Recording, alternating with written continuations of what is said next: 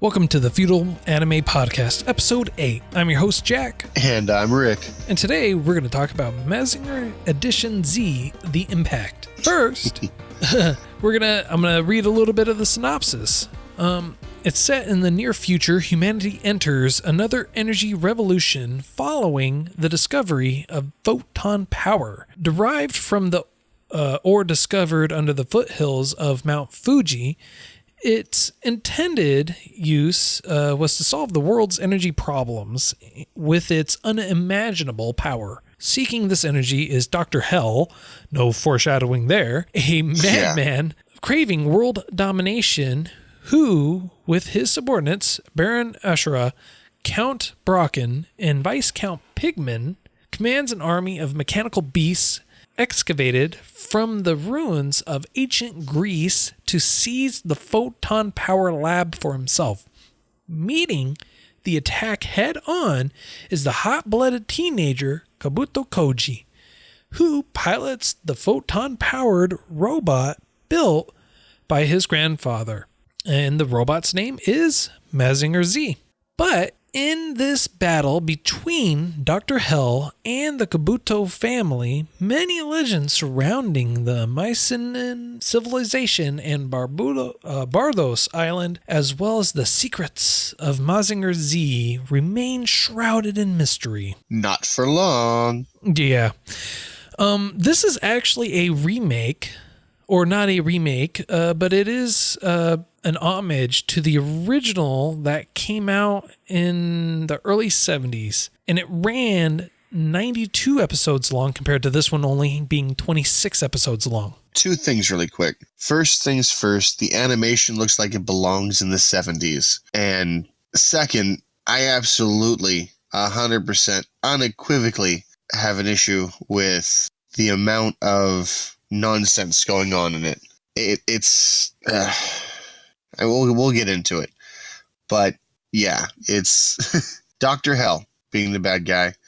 The good guy, obviously, is a teenager that everyone for some reason trusts. Yeah, unequivocally, too. They completely trust him no matter what. Mary Sue comes to mind. However, that might be doing a disservice to Mary Sue.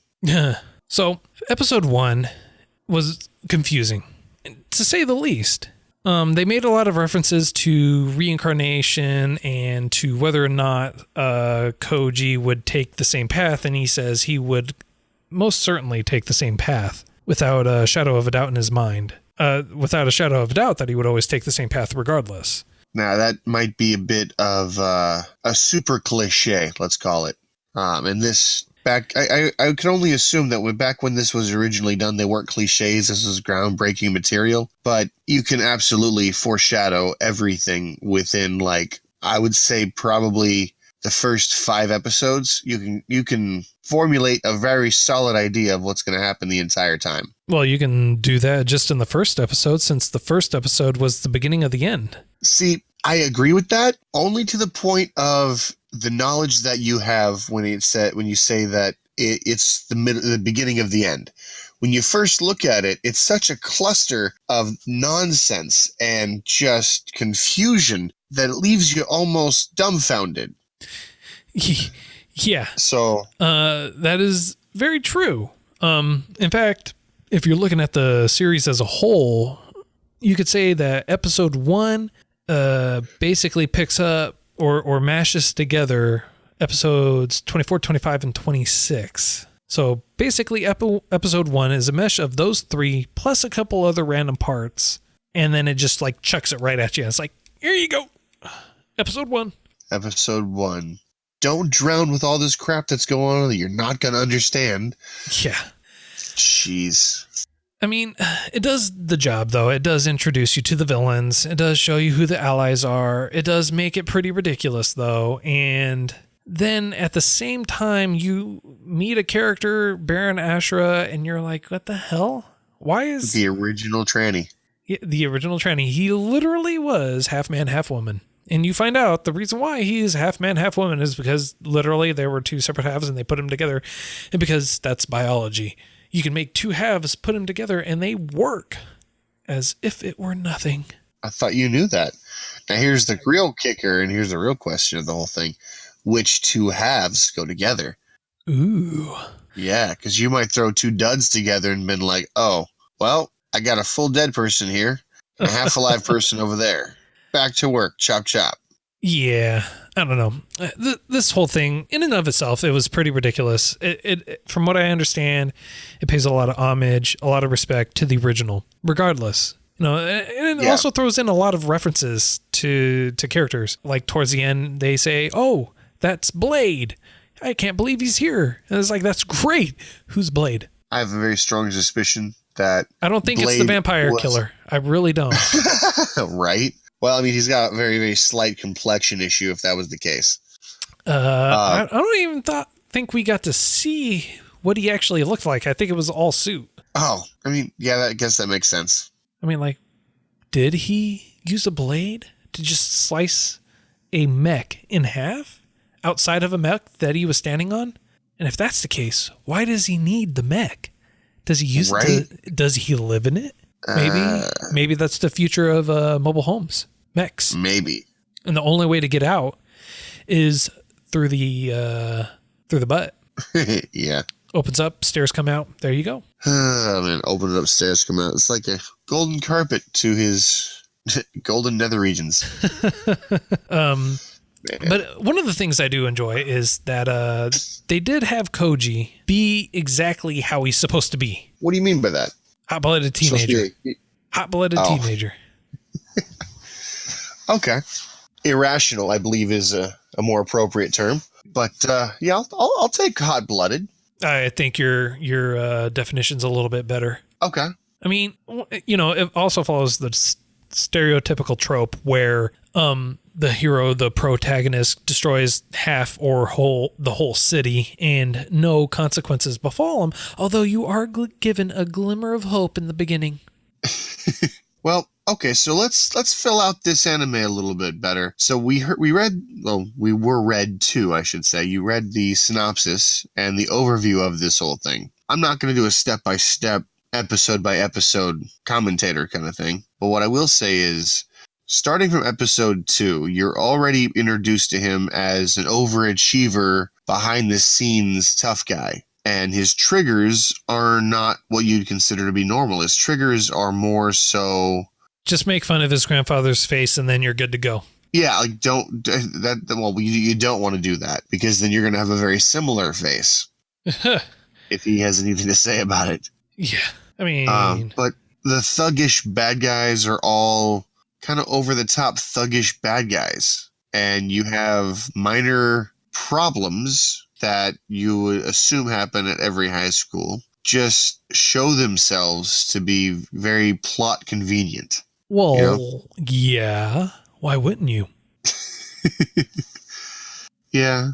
And then you find out that his grandfather, which I originally would assume was going to die and act as a solidifier for what he has to do, put him down that path, only to find out that while, yes, that kind of does happen, it's more along the lines of his grandfather's folly. Yeah. Put him down that path. Yeah.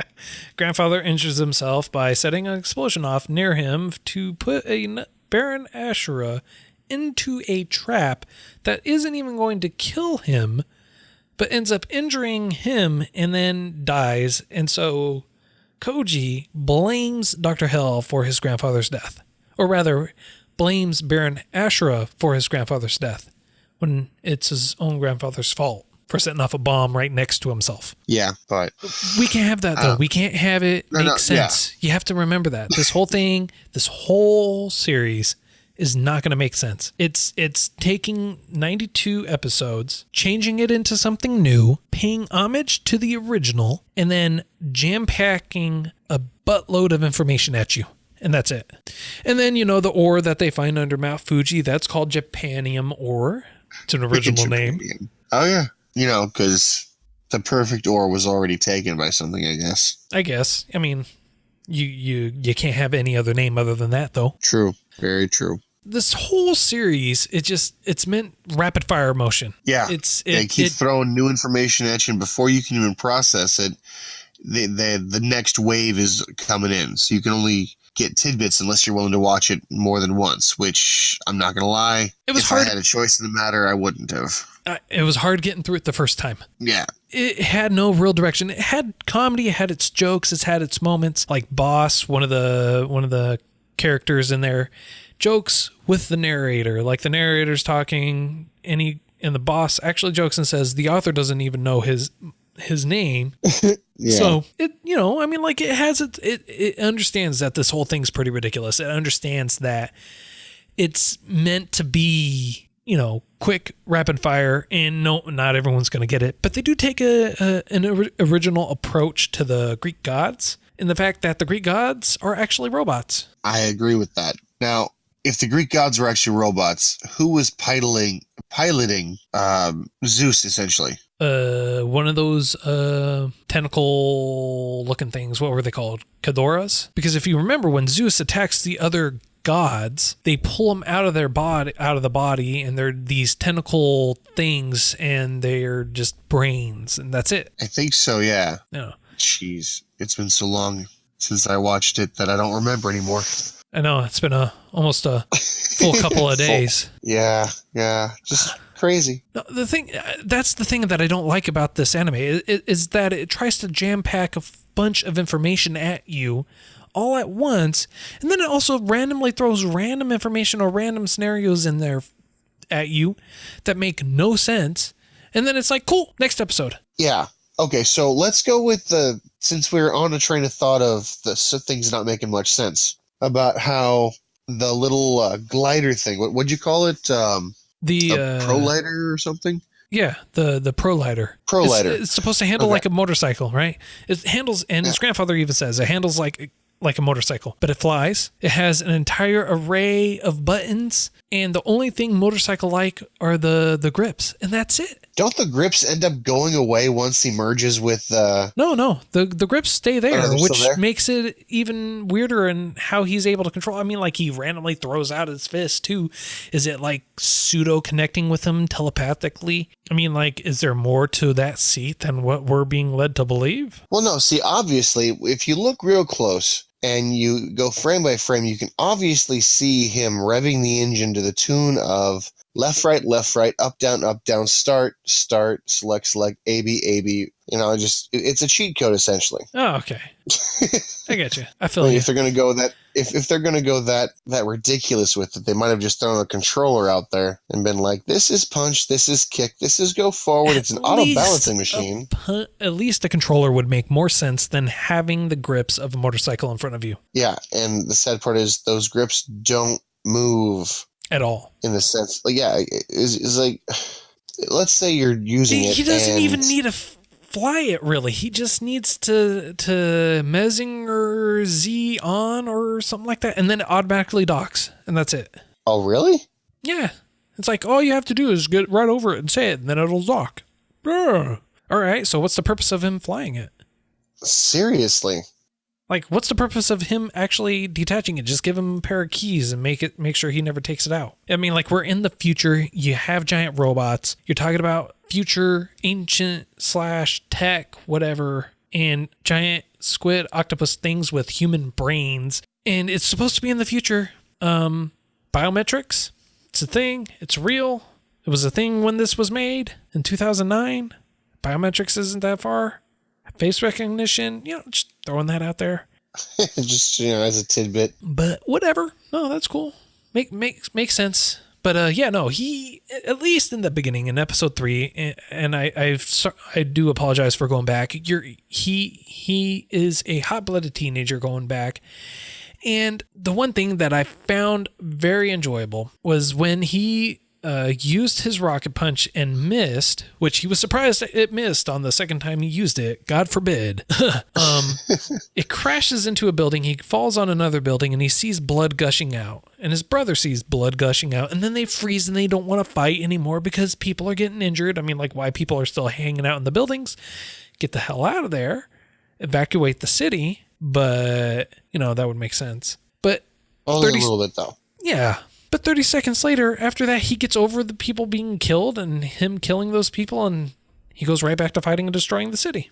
all the way through through the episodes. So he's a hero with Alzheimer's. He conveniently forgets all the bad stuff that he does, and so should you. At least in the it gave me some semblance of hope that it made it look like he was arrested for all those people dying. It's like, look, man, I understand you saved the city, but what you did was murder. Straight on, full-blooded murder. But no. That was only a lie. Never actually happened. Never will happen. He was thought of a hero. He's praised. So, on that note, who is he really trying to protect, and is he really the good guy? Because, in my experience, good guys don't destroy their freaking city, kill people, and show very little, if any, remorse. I would say he's trying to protect his brother, Shiro. But Shiro gets pissed off at Koji. Because Koji, pisses off Shiro by destroying his robotic girlfriend that he was madly in love with after one episode. What? Yeah, episode 14, a little blonde girl gets introduced for one episode. And she has a semblance to bring Shiro back with her to her quote-unquote father, which is a gentleman who was in love with Shiro and Koji's mother, Subasu.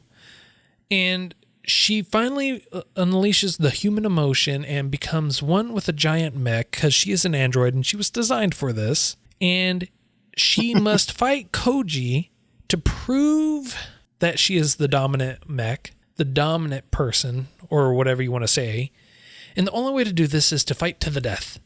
Well, Shiro is conflicted. He's like, I don't know, do I want the girl I love to win and kill my brother and lose my brother? Or do I want to have my brother win and lose the girl I love?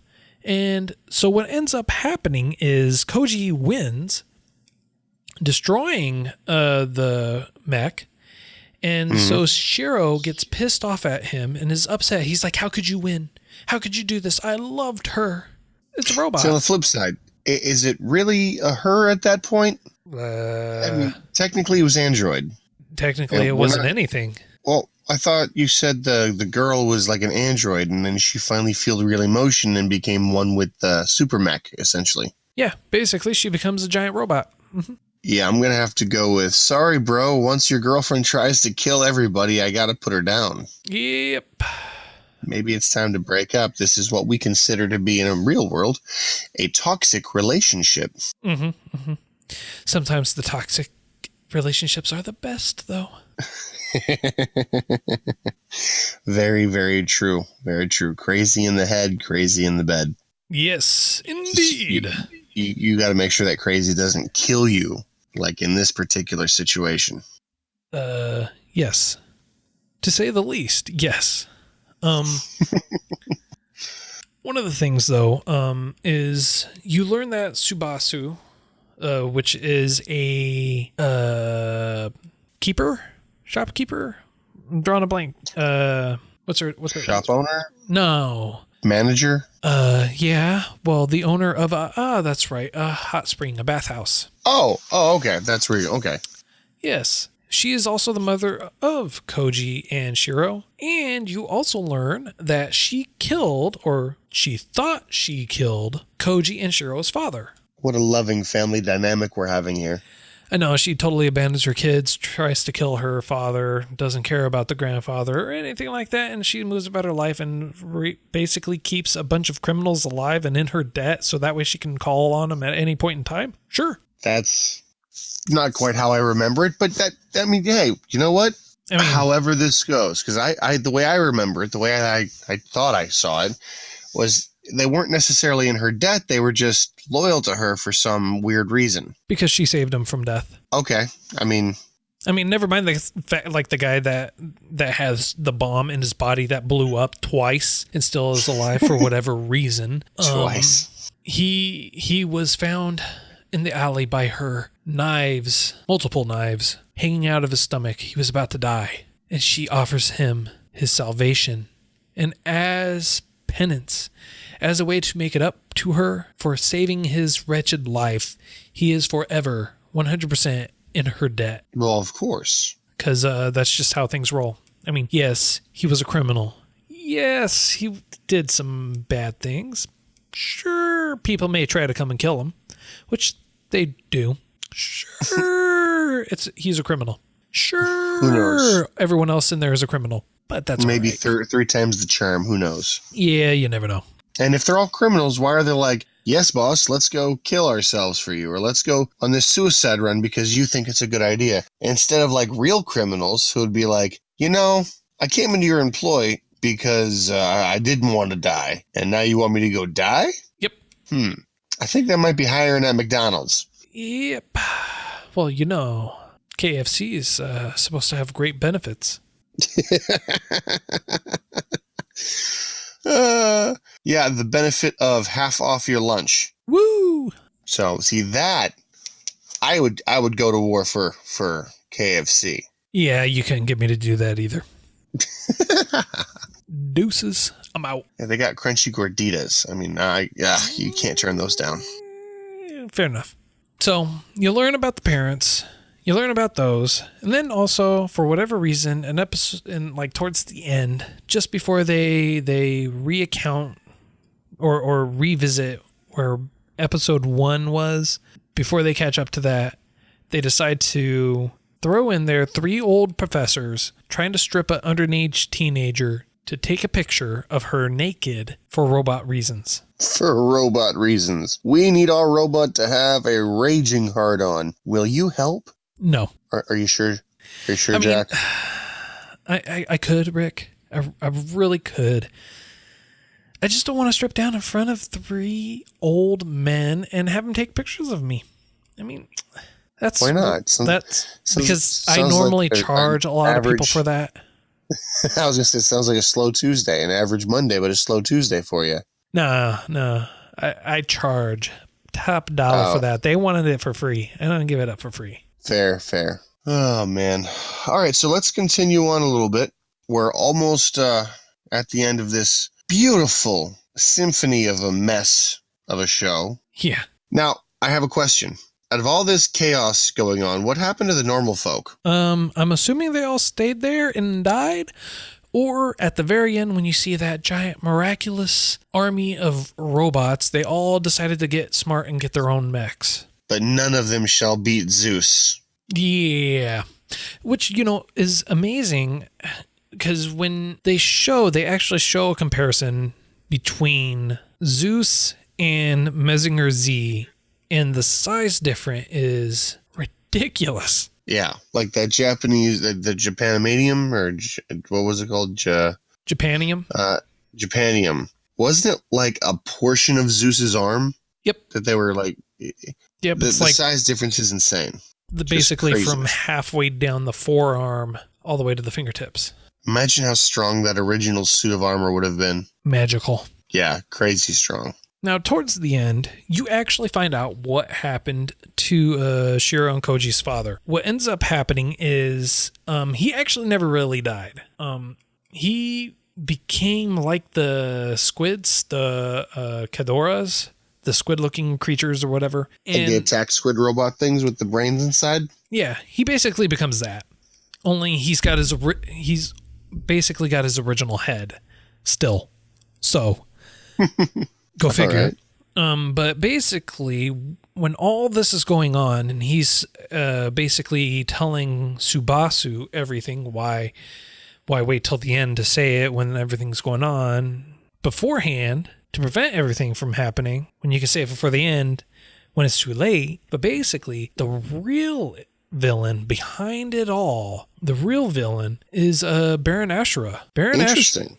Baron Ashura was not able to kill themselves to complete the ritual to bring back the Greek gods because of how they were put together. And with whatever they decided to do, meddle around in their brains to prevent them from being able to kill themselves, as well as injure their creators or the people who brought them back to life. But so once they committed suicide, which they did, after Dr. Hell was killed by Koji because of his vengeance, Baron Ashura killed himself. And then that's when you find out from Kazuha, Subasu's husband, Koji and Shiro's father, that it would have been better to let Dr. Hell get the photon power because he was going to use it to defeat the gods. Now that he's dead and he's gone, that's not going to happen because the gods are coming back and they basically destroy everyone effortlessly. Yeah, I was going to say, if there anything like on Zeus's level, even though Zeus was technically the strongest one, even the weakest god would be able to obliterate everybody on the earth.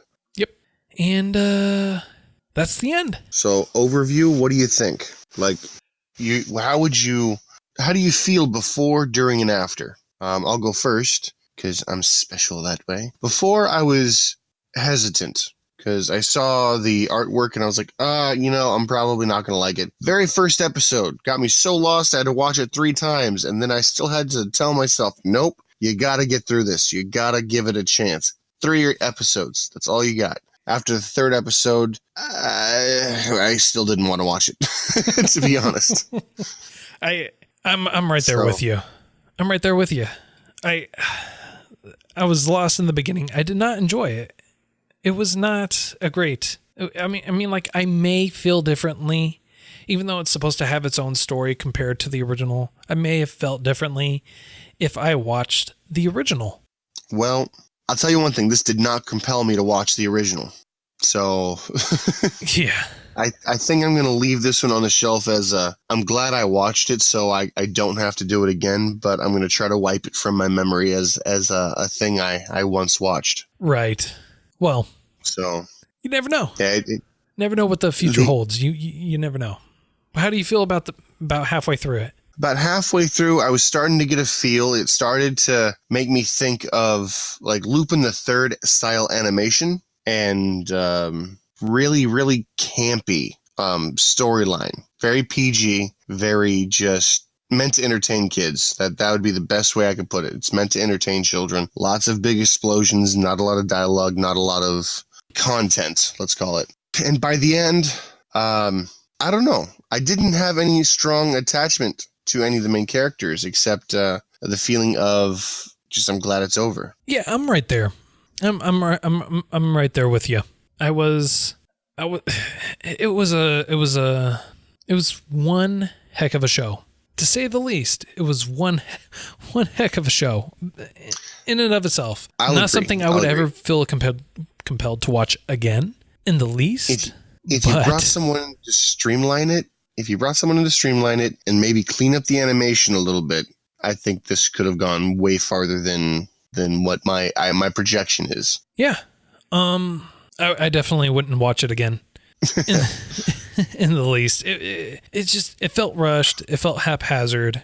They were throwing basically random thoughts in the show as a whole all the way throughout, and it disappointed me. Yeah. So, long story short, can you F.A.P to it? On a scale of 1 to 5, I'd give it a 2 simply because of the fact that they knew it was ridiculous all the way throughout themselves. Okay. I'm not going to be that generous. I'm going to give it half a 1, the lowest score I've ever considered doing. Well, there you go. Gives it a nice life of never wanting to be watched again. I most certainly would never recommend a friend to watch this. Yeah, an enemy maybe. No, I wouldn't even do that. That's too cruel. Oh, man, I might have a different flavor of style that I like. Maybe when I get older, I might want to feel nostalgic and try to rewatch it. But yeah, no, not while I'm still young enough to view other anime that are possibilities. Yeah. Sorry. No, you're good. You're good.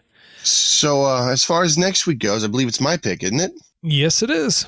Alrighty, this is an old favorite of mine, only because of the silliness factor. And at the time, I thought this was a really genuine take on an old trope, if you will. And I'd like to do the smartphone in a new world. All right. So in another world with your smartphone.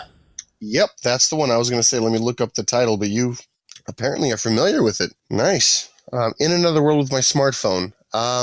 This is not a slice of life. This is not whatever we just reviewed was. That's for damn sure. This, in my opinion, would be a halfway done harem anime where the protagonist just is stupidly overpowered for no reason. We'll get a little bit more into it next week. It's a short 12 episode. I feel like it could have gone on for 24. I feel like it should have, given the season finale episode. But I look forward to reviewing it with you next week. All right, sounds good to me. We will go ahead and reconvene next week. Feel free to reach out to us at feudalanemepodcast@gmail.com. And if you want to give a recommendation, feel free to do so. Maybe that'll be the next one we review. Catch you all next time. Have a good one.